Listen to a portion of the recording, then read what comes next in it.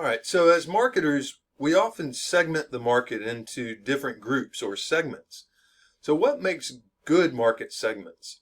Well, there's a lot of judgment involved on the part of the marketer as to how to break up the market. But what makes good market segments is when the members in that segment or the consumers in that segment are similar to each other. They have to have something in common. Oftentimes it's the same need that they're trying to meet, but also there'll be other characteristics that they could have in common. So members of good market segments are similar to each other. And at the same time, those members or those consumers are going to be somehow different from people that are not in that market segment. So they have to be the same as each other, but different from others. And then next, a good market segment will be large enough to be profitable.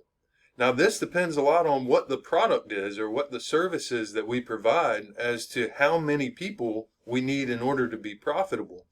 But whatever that number is, that magic number for our product or service, a good segment needs to be large enough to meet that benchmark of being profitable. Lastly, for a market segment to be good or really to be viable for us to be able to make use of that market segment, we really need to be able to identify who's in the market segment and who's not.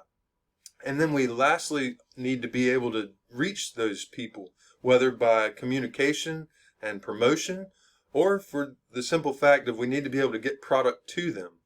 If we can't do those things, then obviously that market segment is not very useful to us. But if we have groups of consumers that are the same as each other and different from other people, and that there are enough consumers in that group or segment for us to make a profit, and we can reach those people in that segment, that should be a good market segment.